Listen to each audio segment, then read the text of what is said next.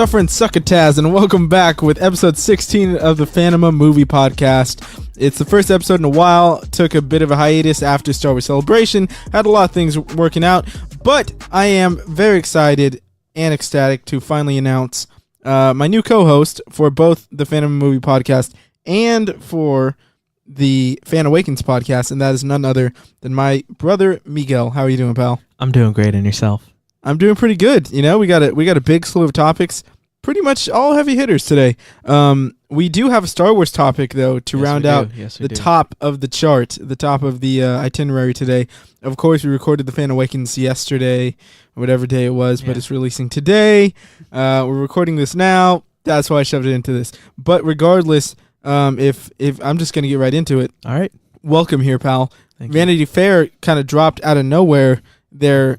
Well, they did it for episode 7, they did it for episode 8, and now, of course, we're getting the Vanity Fair article cover issue for episode 9. I did not expect this to come out this early, although it has been about a year and a half since Star Wars episode 8, so I mean, yes, we got Solo last year, but episodically, we really haven't had these characters in a very long time. Yeah. And this article's dense, man. Yeah. It is, there's a lot to take in. I tried my best not to really read into it. Mm-hmm. And I'll post we'll post the photos on our Instagram at the Fan Awakens podcast after we're done here. But you know, I just think that they really gave us a lot of stuff, man. And yes, it's not necessarily story beats, but you can kind of piece things together, where things are going, where they're going to be. The big one for me is they debunked that we're going to go back. Well, they didn't necessarily debunk that we're not going to go back to Jakku or Tatooine at all. And of course, this could be a lie that J.J. Abrams instructed them to tell us. Mm-hmm. But that desert planet that we see in the trailers and in these images is being told to us that it's being called Pisana, not Tatooine, not Jakku, which I very much expected. And I do think there's a chance we go back to Jakku eventually. Okay. But so that desert setting, new planet, Pisana, where we see Rey in the very beginning unsheathing the lightsaber and doing that nice flip. Yeah. But we got some cool stuff, behind-the-scenes stuff. We got an image. Of course, the covers, there's 2 of them. I couldn't find them in the stores yet, and I couldn't find it online.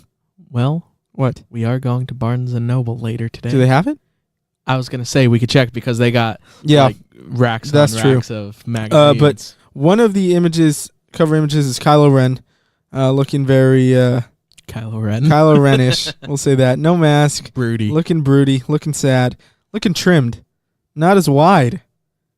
Not as wide. Are you looking at it? Yeah, I'm looking at Okay. it. Yeah, not as wide as before. It may just be the black is, slimming, airing him out, but maybe he's got a corset under there? Perhaps. Okay. But he's not Wide Boy Ren right there. No, not Wide Boy Ren, that's for sure.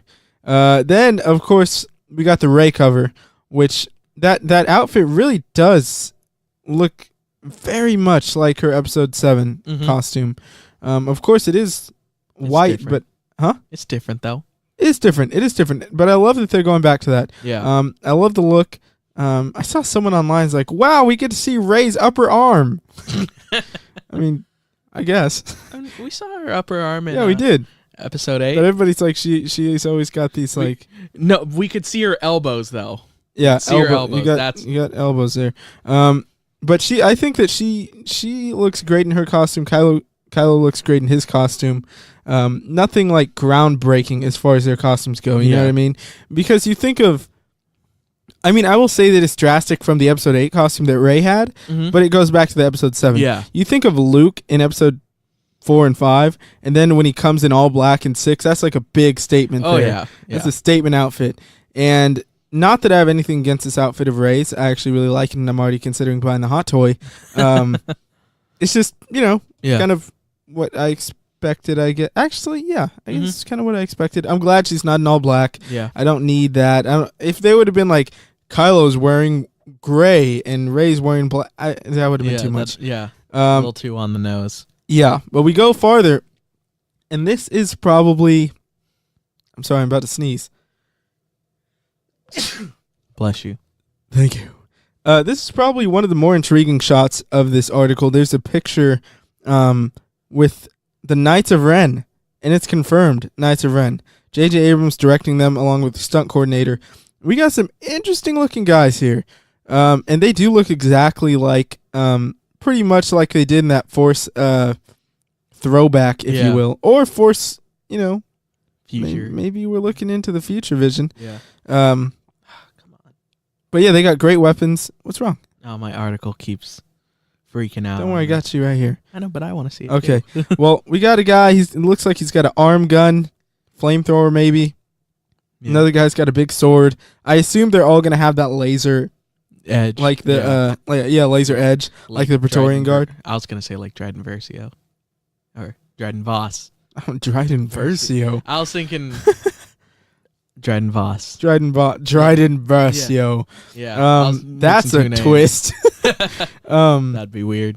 Yeah, that would be. But yeah, like how his. Yeah, but they also, the Snoke's guard had them as well. Yeah. Something like that. That's what I assume. I don't think they're just gonna be these blunt axes. Yeah. I mean, they could be. I just don't think so. And clearly, they're probably going to be in pursuit of Finn and Poe, I assume. I think that Kylo and Rey are going to be doing their thing. Yeah. And I wouldn't be surprised if, like, Finn, Poe, Janna are kind of dealing with the Knights of Ren. Yeah. But there's an interesting shot that's in the Episode 9 trailer where Kylo seems to be attacking his Knights of Ren. The guy who he slams. When he I'm pretty sure it's this guy right here. It's pretty sure it's either this guy, one of these fellows. Okay, which is interesting, and people are saying, "Oh, he's redeemed." There it is. Not necessarily. I don't think that's. I think that there's a chance he gets redeemed for sure, but I don't think that's necessarily what does it, because he's still filled with rage. He's still fighting alongside stormtroopers. Mm-hmm. So I don't think that he's redeemed there. Maybe it's a power struggle. He's an angry lad. Maybe he just stubbed his toe, honestly. The wind hit him wrong. Something. He looked at himself in the mirror snarkily and just didn't like it. Yeah. But, yeah, the Knights of Ren, I'm just pretty excited that we're actually getting them in the movies, because people are saying, oh, we're never going to see them. How? How could we not see them? Yeah. One, it's a crime that we didn't get them in the second film. They should have been there and carried through. Mm-hmm. But that didn't happen. We go through the article a bit more, and then we see something that's also awesome. Kerry Russell confirmed as Zori Bliss. She's said to be a scoundrel in Thieves' Quarter of a snow-dusted world, Kijimi. Obviously, I'm pretty sure this is the planet that we see that A-wing type vessel flying to in the trailer. It seems that's probably her ship. I wouldn't doubt it. It's going to be interesting to see how she plays into this. Is she going to be good? Is she going to be bad? Is she going to be like a Boba Fett?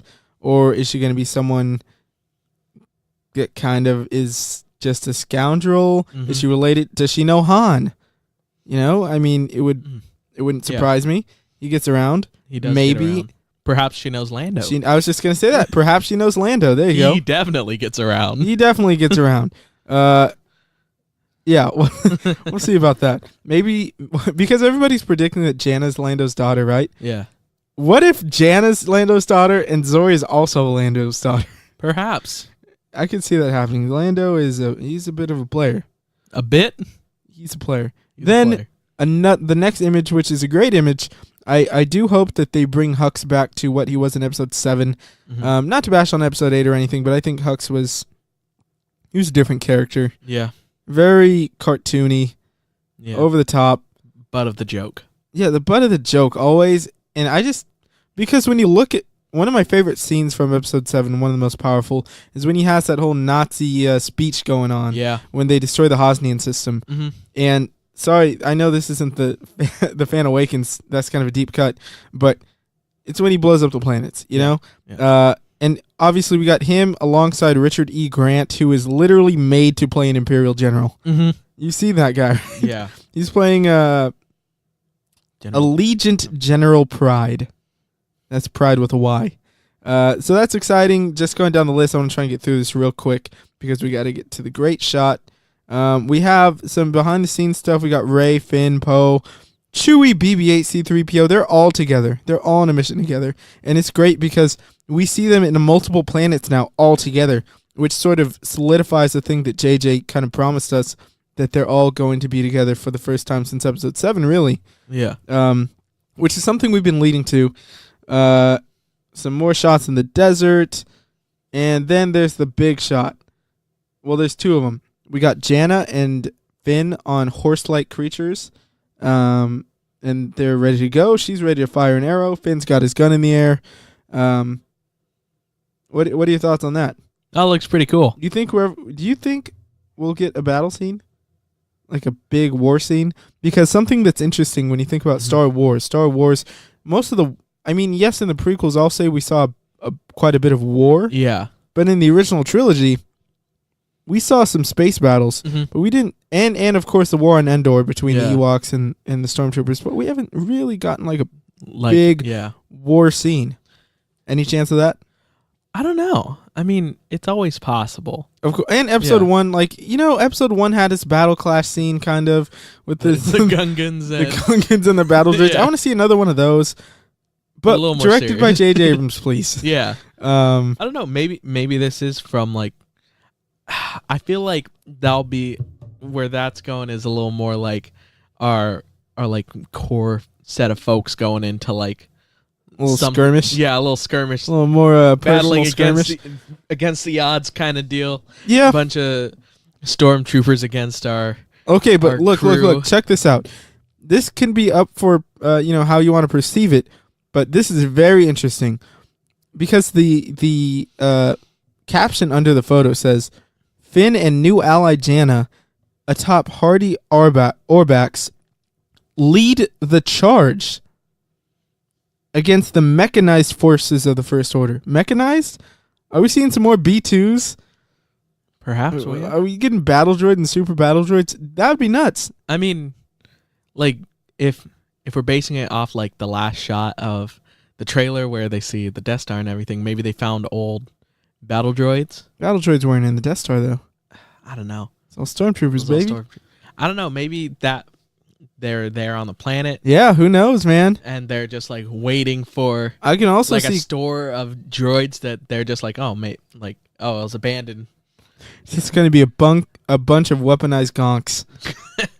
But then we get to the shot that everybody's talking about. Everybody is confused over and has their own opinions about.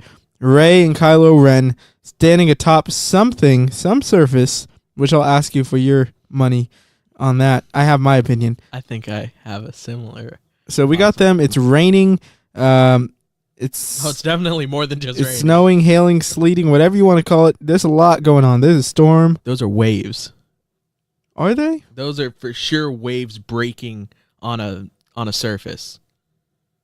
Okay, well, just based off how much water there is, those are for sure waves breaking over. But you don't know what the planets are capable of storm-wise. I've seen a lot of waves breaking. I've taken plenty of pictures of waves breaking. Okay, look. My question for you, because I think there's really two main options here. Mm-hmm. Where do you think they are? On the Death Star. I think there's a chance they're on the Millennium Falcon. Look at that surface. Yeah, I'm looking at the surface. Looks very Falcon-like. And here's my thing. Wouldn't it be incredible? Even if, say, the Falcon is maybe landed on the Death Star or flying to the Death Star. Imagine it's flying low to the Death Star. Kylo, like, jumps on top of it or something, and Rey goes out, and they fight on top of it. That'd be pretty crazy. On top of the flying Millennium Falcon. That would be... Insane, and I want it. I want it so badly. Also, something, if you guys look at the lightsaber of Kylo Ren... Maybe it's looking too far into it, but is it pure?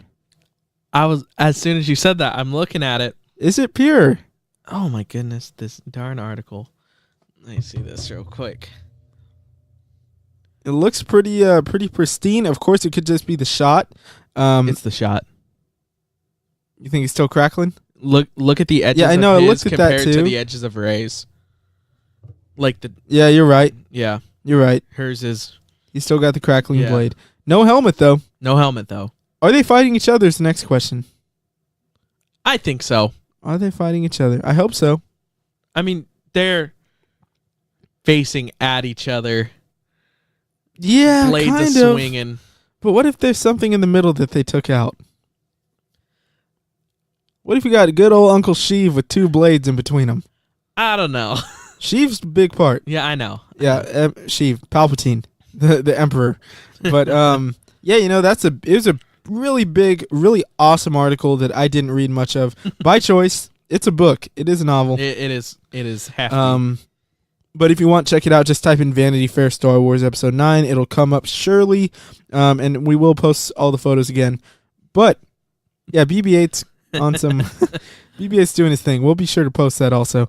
But we do have a few more topics I want to get through today. Yeah. The main being Robert Pattinson is rumored to be cast as Batman. And of course, the internet does its thing. They go crazy. Petitions are started. What's it gonna do? Nothing. Let me run down the list. Logan, Wolverine was casted. Hugh Jackman, people hated it. Yep. Now people love him. Christian Bale, people weren't on board with that. People love him. Heath Ledger, people went nuts. Love him. The list, you go down as far as like Batfleck, everybody hated him, and now some people don't like him, but I don't think you can argue. You can make the argument, but I think most of the arguments about Batfleck are the writing. Yeah. It wasn't him as Batman. Yeah, exactly. He fit the look, he fit the build. He looks like Bruce Wayne. People were up in arms to no end over this. Yeah. And it's the fandom is toxic sometimes. You don't know what you want till you see it. I'll say that. Sometimes.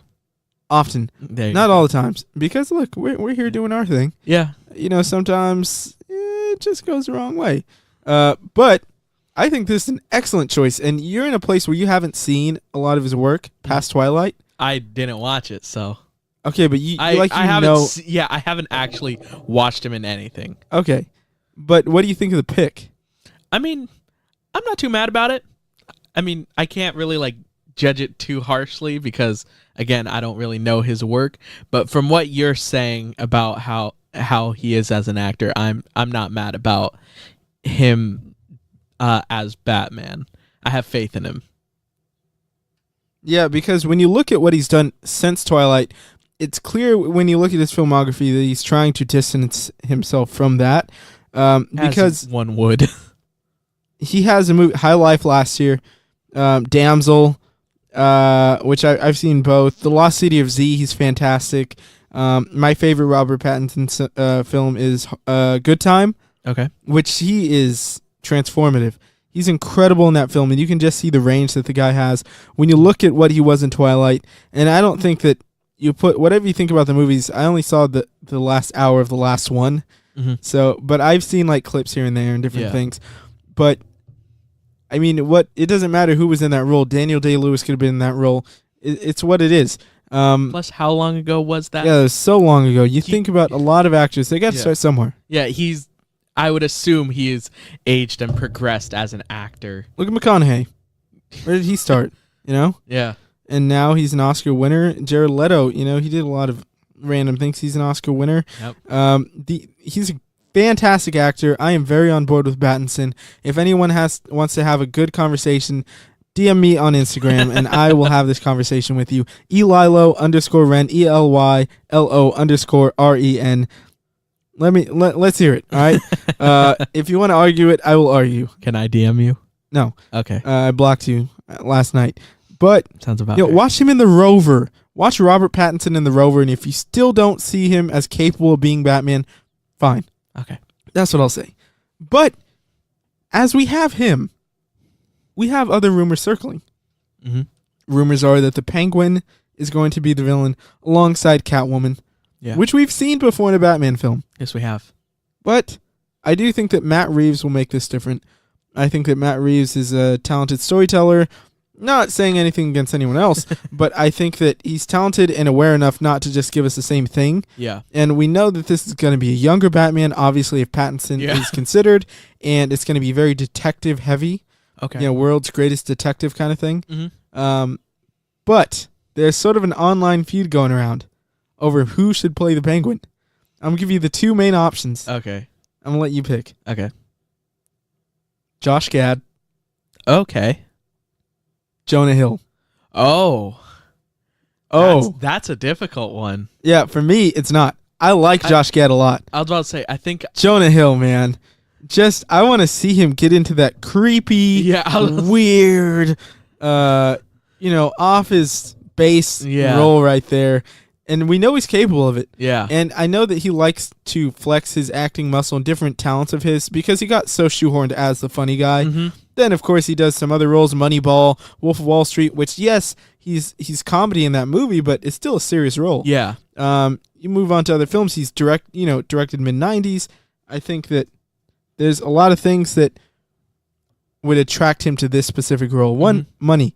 Yeah. Money's nice. That's going to be a lot of money. But beyond that, it's not like you're asking him to take on another Joker. Yeah. Yes, Danny DeVito was the Penguin before, and he was fantastic. Yeah. But I don't think people are going to be up in arms over someone else playing the Penguin. No. Especially when it's someone like Jonah Hill or Josh Gad. I'm down with Josh Gad. I just don't know. I just feel like his Penguin might be more quirky. Yeah, I was about to say, I feel Jonah Hill would be a better a little more grit and grind. Yeah. Because, when I think Josh Gad, I don't think grit and grind. Do you want to build a snow? Stop right there. That's what I think of. Yeah, exactly. I think Olaf. Even some of the other movies, The Wedding Ringer, which I do enjoy. I enjoy that movie quite a bit. I just don't know. And not to judge him too harshly, I like the guy. I like him as an actor. Big Star Wars fan. Yes. So respect. But Jonah Hill is definitely the intriguing pick. I think it's more inspired casting. Mm-hmm. But even if it's an unknown, whoever. Now let me go over to Catwoman. Okay. Do you have anyone in mind you would like to play Catwoman? Because I do have a few. No, I wouldn't, because if you look at people who have sort of gotten chances, but they didn't quite pan out in big franchises like this, someone who immediately comes to my mind, and maybe she is a bit young, but I think that you can make it work, and I'm trying to cast her in everything, to be honest. Okay. Anya Taylor-Joy, I would like to see as Catwoman. Yeah, I could see it. I could see it because, I think that, yes, there's a lot of precedent in the comics to make Batman and Catwoman love interests, but it doesn't necessarily have to be that. And I like the idea of giving us something different, almost like she's a thorn in Batman's side, which she usually is. Yeah. But without having to be a love interest, Yeah. Of course, she's a grown woman. You can do it that way if you want. But I just like this idea of, if we have a 3-movie arc planned, seeing where a younger Catwoman can go, maybe throughout the years, you know what I mean? Yeah. Maybe almost becoming mentored by Batman in a way in the end, or even providing Batman with insight, although she's younger. And I don't know. I think it's something that could be interesting. On the other end of the spectrum, I know. Kate Beckinsale, can she be an older Catwoman, please? I'm trying to cast her in everything too. Okay. I wish the people listening to this could have seen my reaction to you saying. I got a mean eye. It was like that Tony Stark eye roll. Yeah. Oh man. I know you very much enjoy her, but I don't know about that one. Yeah. I mean, I think she's not old, but I think she's a little too old for. Look, that's why she actually. I can't remember if it was. Yeah, she opened up about. Sorry to go on a tangent, but Kate Beckinsale has a hard time getting roles because she's older than she looks. Yeah. But she is. How old is she? She's like 44. Really? 45. Yeah. And so, it's weird. I guess part of it would be getting offered roles that you don't want. Yeah. Because you're at a different place in life to play some, 30-year-old. Yeah, she's 45. 45. There you go. Yeah, she's 12 years older than Pattinson. It's just fine. Yeah. Nothing she wrong. looks young, which she helps. Does. She does. I just think that she's super talented, and yes, she has the Underworld franchise. But what's she got besides that? Nothing. She's had, just watch her works in other smaller films. You can't just exactly the same point as I'm going on Pattinson. Don't judge him off of his most famous work. Don't judge her off her most famous work either. Although I love those movies. Watch her in Love and Friendship.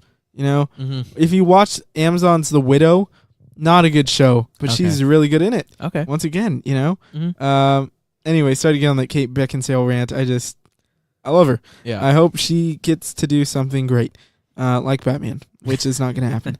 But someone said Kristen Stewart. And although I do No. think that she's Like- done well as well. Yeah, she's post Twilight. Yeah, No, I don't think she's a good fit for it. me either. And I don't think that's a good idea to pair those two up again. No, Just because then you're just inviting you're. slander and Yeah, exactly. yeah. It's not going to be a good time. It's not. There you go. That's a pun. To my favorite bands. It's not going to be I a good didn't try, time. but there you go. That's a good one. That's a good one. But yeah, we'll see what happens with Pattinson. It's supposed to come out. Who knows? It was supposed to come out years ago. Yeah. And here we are. We're in another like Dark Phoenix situation, but worse. Next thing up on the list, we're talking about heroes. We got another hero, aged, grizzled, but it's not the man in the bat costume. It's the woman with the gun. Sarah Connor is back as, well, actually that didn't work out well. We got a new Terminator trailer, and Sarah Connor's back in it. We got Mackenzie Davis, however you want to say it. I've heard it different ways. She is wonderful in Tully. You saw Tully, right? No. What? Yeah, I know. Oh man, you would love Tully. That's what you told me. But But she's fantastic yeah. in that. You have seen her in Blade Runner 2049. I have. Yeah, she's great in that as well. Yeah. But she's sort of this new Terminator that's, partially human, was human, and they can, Yeah. sort of like an android going on. I was about to say it looks more Android. Yeah, more android-ish. The trailer looks interesting. Mm-hmm. I'll be honest, it doesn't look as different as I expected. Mm-hmm. Have you seen all the Terminator movies? I haven't seen a single one. Whoa! I think I've seen like 30 Whoa. minutes of the second one. Oh my! Yeah, I know. It's weird because I You haven't love those seen- kind of movies. You haven't seen Bale? Bale's Terminator? No, I haven't seen It's not good. any Terminators. Oh my goodness! Yeah, it's weird because those. Dude. That's my kind of movie. Yeah, it is. We're gonna have to watch them. We're gonna have to Yeah. watch them. I don't even know. We might have to stop the show right now. I will do my best to carry on. But okay, I don't even know where to go from here, to be honest. Just keep doing your thing. Keep talking. Keep doing my thing. I can do that. Yes, you can. But this trailer, I don't know. There's a few things that caught my eye. I think it has a fall or a winter release, maybe. Let me If you check. can check on that fact Yeah. checker, Miguel. But there's a few things that caught my eye. One most notably, and it could be because it's so early, but the CG did not look great. No, When's it coming out? November 1st. Okay, so they got some time. I don't think it's gonna get much better Yeah, probably not. because did you see like pretty much When- all when- the Terminator when it was stuff? walking up to her, like It looked placed. yeah, it It looked placed in rather than like yeah, they it didn't look like it belonged. and the backgrounds looked very very just like, oh, that's green screen. Yeah, like, yeah, for glaringly, sure. like noticeably. Yeah. And one could hope they do have a lot of time, so one can hope that they fix this. But it is directed by Tim Miller, and while I do enjoy Tim Miller's works, Deadpool, Mm-hmm. I do think that Deadpool had that same issue where the backgrounds look kind Yeah. of glaringly Yeah. like, oh, that's a background. Yeah, it's It didn't- not like a Yeah, like practical it. set. Yeah, it didn't look like an actual set, and the CG didn't blend very well to me Mm-hmm. in Deadpool. And I kind of see the same issue here. Mhm. Hopefully, the story pulls me in enough Yeah. that I don't really worry about that, and it's just an afterthought. Mhm. But we got old Arnold again. Yeah. It's like the third time we've gotten this in the franchise, which I don't get. I was kind of hoping that, him being the first Terminator, maybe it's gonna. And I guess we haven't confirmed that he is not the Terminator, but I'm pretty sure he's still the Terminator. That it'd be like the original specimen or man that they brought in Yeah. to, be the first Terminator. Uh-huh. Maybe Arnold Schwarzenegger's a scientist who, yeah, I know that's a stretch, but it'd be kind of funny. You can make a joke out of it, Yeah. You must cross the bonds. Like, it'd be funny. Yeah, that would be hilarious. It'd be awesome. That's what I was hoping Yeah. for. I don't need to see old bearded Terminator once again. We Mhm. saw it in Jenny Smith, and now we're seeing Terminator Genesis. And now we're seeing it in this again. And my excitement, I will say, lowered a bit. Not very low. I Just- mean, I'm still Yeah. gonna see it opening night, most Mhm. likely, depending on what it's going against. Like tonight, I thought I was gonna see Brightburn over Aladdin. That's out tonight? Yep. Aladdin, Brightburn, and Booksmart. I knew Aladdin was tonight, but I didn't quite realize that Brightburn was also tonight. Yeah. Isn't it only at like a 60-something on? It's at 60, which is good. Yeah. Which is good for a horror movie. Obviously, I try not to read reviews besides my own before a movie comes out. I mean, I don't write them before a movie comes out, but you know what I mean. Yeah. But I did hear a reaction that, it's good. It's pretty scary, but it's not as dark as the trailers kind of presented it as. Okay. Which is probably good for you. Yeah. I just heard, and of course it's creepy. You know, there's some gore and viscerality, if that's a word. I'm gonna coin that from now on. I'm gonna check. Yeah, check it. Viscerality. Viscerality. But I just heard it's not as dark as it was presented. So we'll see. I think we're going to see Booksmart for sure tonight. I heard that word. Huh? Viscerality is a word. Oh yeah, that's what I'm talking about. But I'm really pumped to see Booksmart. I don't even know if I've seen the trailer, but I hear coming of age. I hear it's a fresh take on the genre, and it's at 99%. And it's got the girl from Lady Bird. I'm in. You hear coming of age, and your butt's in the seat. That's literally true. That's very true. I feel very attached to that genre, especially when it's a praised piece such as. But yeah, we got that coming out. Terminator. What would you rate that trailer out of 7? Out of 7? Yep, out of 7. I don't know. Maybe like a. Am I allowed decimals? Sure. 3.7. I was gonna give it a 3.4. Okay. So, not bad. I'll take that. It just seems like it's just gonna be another sort of forgettable installment into the franchise. How many are there now? There are 5. 5? Terminator, Terminator 2, Terminator 3, Rise of the Machines, I think is that one. No. Terminator, Terminator 2, Terminator 3, I'm not gonna name them. Terminator 4, Salvation, Terminator 5, or Judgment Day. Genesis. They're not numbered. I don't know. Isn't one of them Judgment Day? Yeah, Judgment Day's 2, I think. Okay. Then I think 3 is Rise of the Machines. And then 4 is Salvation. 5 Genesis. 6. I don't know. Tim Miller one. Dark Fate. Dark Fate. How cool. But yeah, we got one more topic. 2 more topics on the list. Christopher Nolan. I told you, though, heavy hitters, man. Nolan and Tarantino all in one breath. Almost. Christopher Nolan's film has been named Tenet, and it's a action epic. It's going to be filming across 7 countries. That's a lot of countries. It's a lot of countries. And, some of those are rumored to be Italy, Estonia, and India. Again, he's using 70mm IMAX, which he's gotten used to through the years. It's kind of he's coined that as his trademark almost. That's his thing. But another thing that is, it's funny though. A lot of people compare Nolan and Villeneuve, Okay. Now, Nolan is known for having fantastic Hans Zimmer scores. Yes. In Tenet, his film would be scored by Ludwig Göransson. Really? Because Hans Zimmer is busy scoring Villeneuve's film, Dune. Wow. Yeah. Wow. That's a twist. That's the big twist. That's a big twist, man. So that's pretty crazy. Basically, all of Nolan's were scored by pretty much with it since I can think. I don't know when the last film he would have had. Say it was before Batman. It was before Batman for sure. Wow. It might have been no, because that came after Batman. It might have been. I don't remember if he scored. It's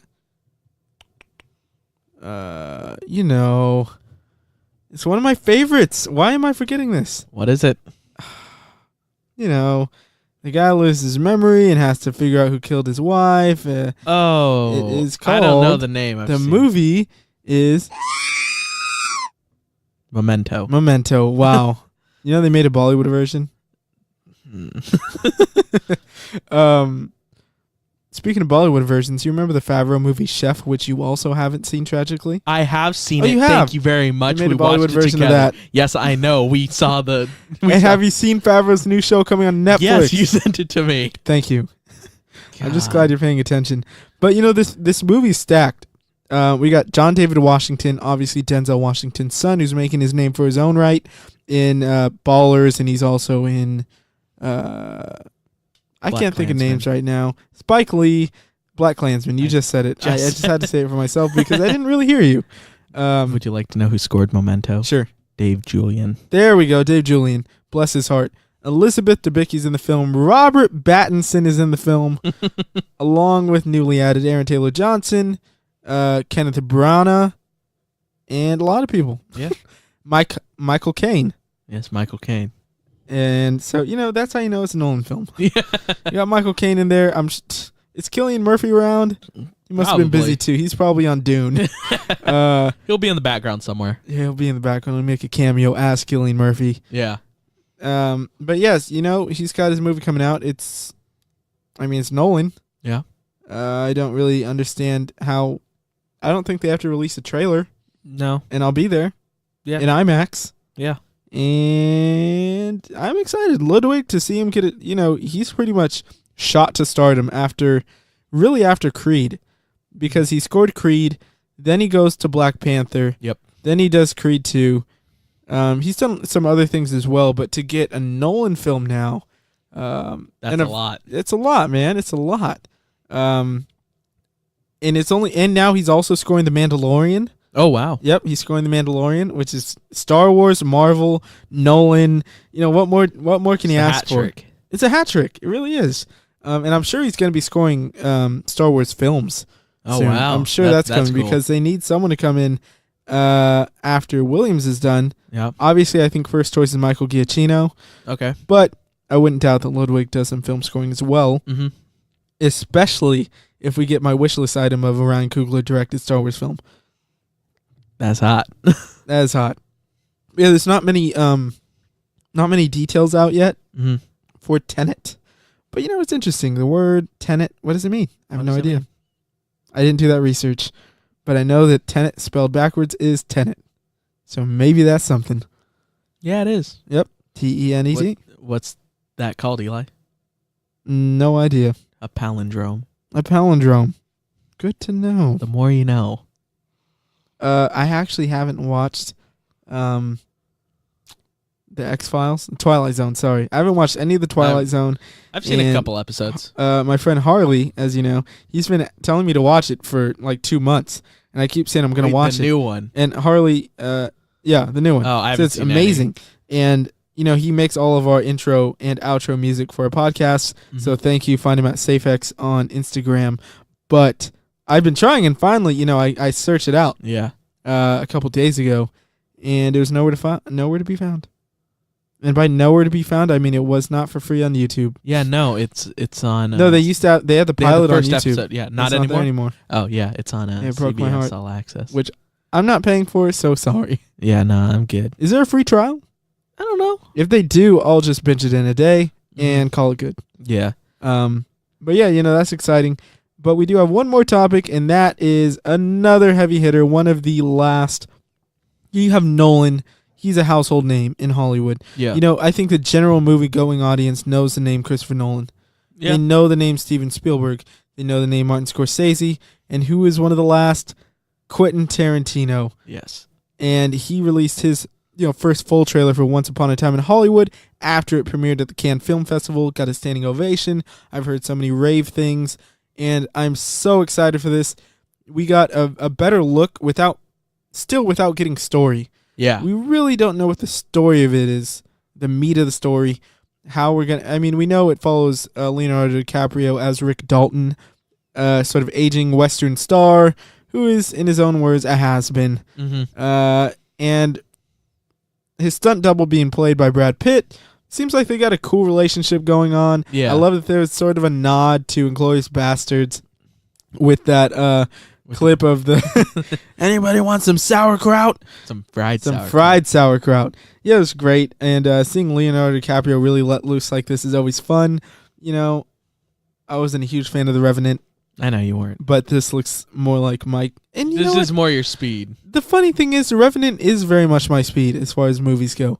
I just wasn't, I don't know. It looked beautiful. Yeah, yes, it was awesome. I don't think it's a bad movie. I think it's a good movie and enjoyable. Mm-hmm. I guess I just was upset that he won Best Actor for that. It was a pity Oscar. It was a pity Oscar. Not to take away from his performance, but it was a pity Oscar.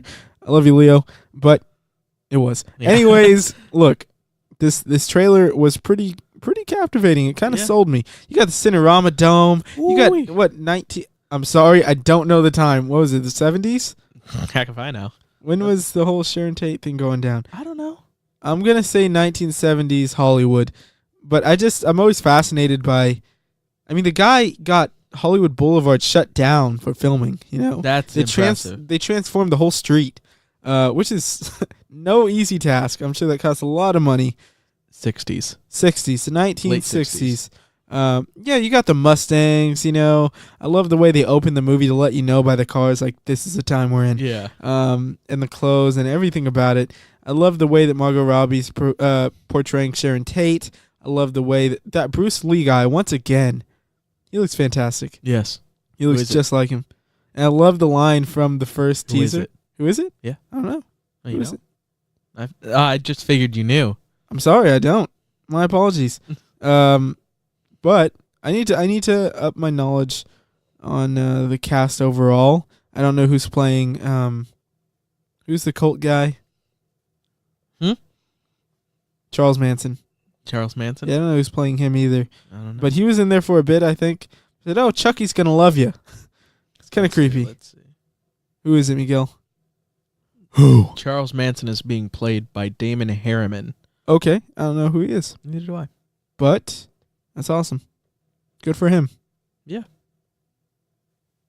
I was pleased by the reaction from Cannes, because I was a little nervous over what we were gonna get as far as, because I'm pretty sure Tarantino's gonna massage reality, like he did with Inglourious Basterds with Hitler being killed in that theater. I do think there's a big chance that we see Manson get murked in the movie, maybe by Sharon Tate, maybe by Bruce Lee. Bruce Lee is being played by Mike Moe. Mike Moe, I did hear that name before. He was cast in Marvel's Inhumans as Triton. Oh, I never watched that. I watched the first episode. Maybe the second. But you remember they tried to put it in IMAX theaters? Yeah, didn't they? Yeah, they did. Inhumans. And people Yeah. did not receive it well. That's because it was bad. That's fine. I'm just making sure. Yeah, thanks, pal. Yeah. Thanks for looking out for me. That's a good co-host right there. And with that, I want to thank you for your first episode of the Fanema Movie Podcast as my co-host. That was deep.